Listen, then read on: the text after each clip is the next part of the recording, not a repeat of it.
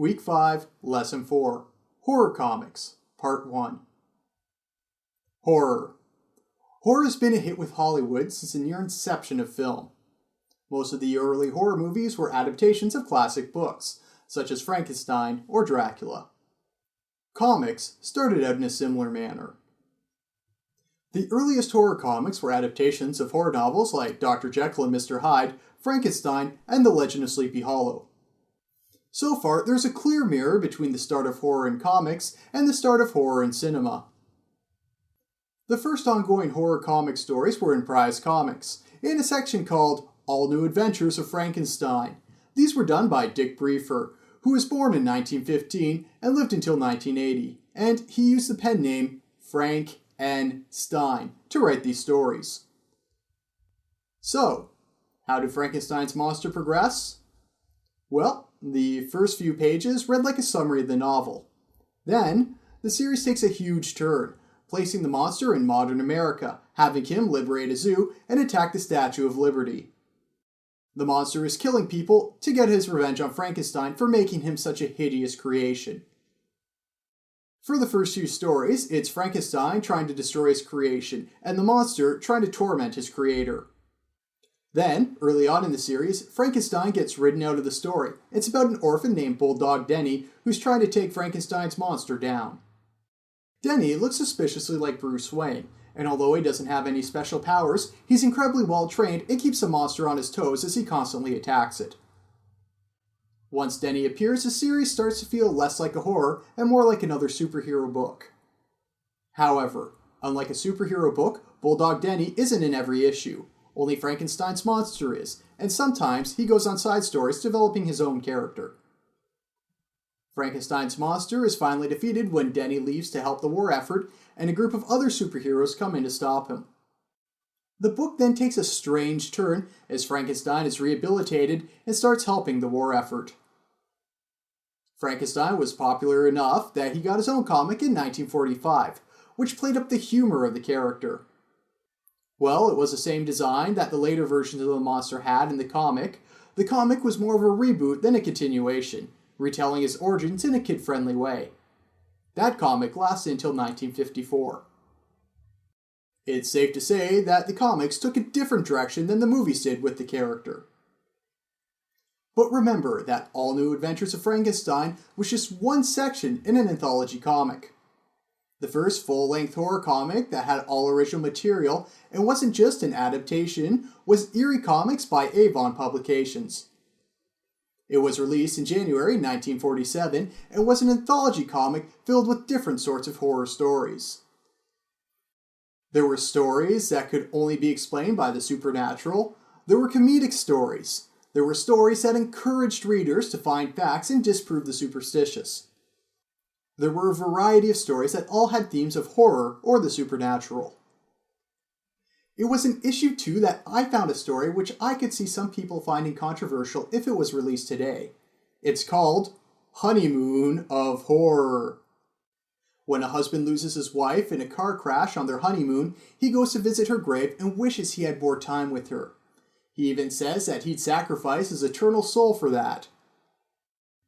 No sooner does he say that than a suave man with a pointed beard and a tuxedo appear and offers to let the couple spend more time together if the widower signs a contract in blood.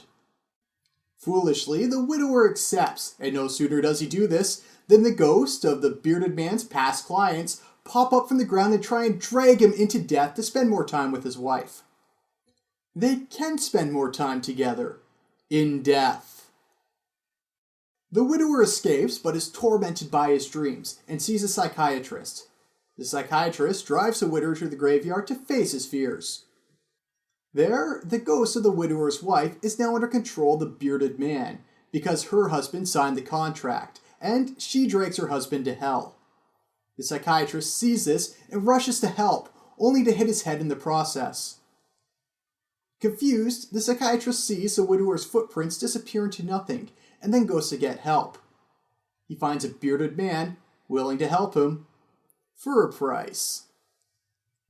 The moral of the story is subtle. It's don't make a deal with the devil.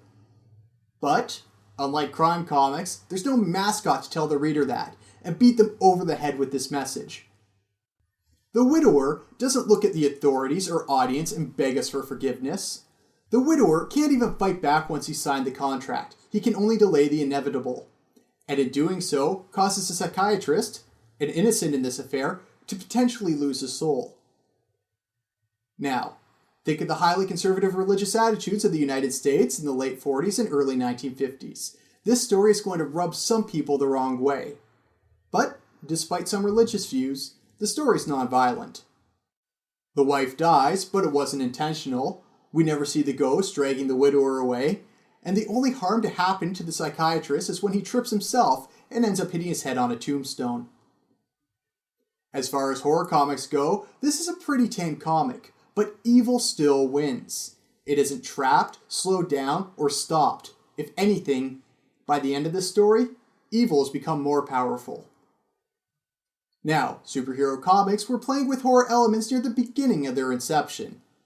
Remember that Batman was fighting vampires in his early issues, and Captain America was fighting Nazi mad scientists, and Daredevil was fighting the Claw, a giant vampire-looking monster.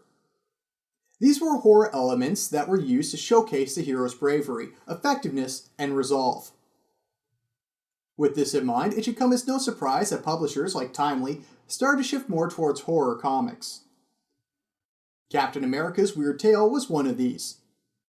In October 1949, we finally had the last Red Skull and Captain America story of the Golden Age, where the Red Skull prints Captain America's name in the Book of Damned Souls and sends Captain America to hell.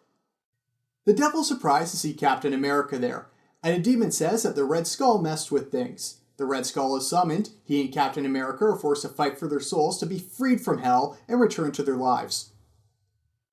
Captain America won the battle but ripped the Red Skull's uniform in the process. When Captain America wakes up, he thinks it's all been a dream, until he finds that he's still holding a piece of the Red Skull's uniform in his hand. The rest of the stories of these series have nothing to do with Captain America.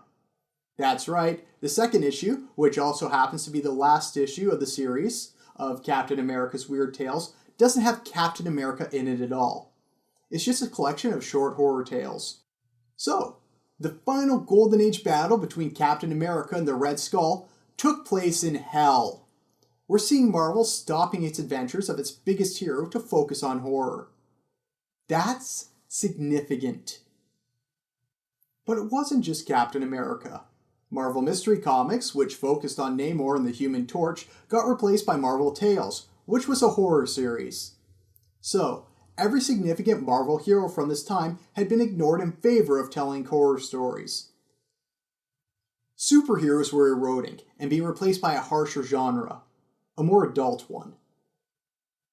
But, as we'll soon see, the most famous and controversial horror comics were about to enter American culture. Comics so bloody, cruel, memorable, that they overshadowed anything we talked about in this video, and caused most of what we've gone over here to become forgotten.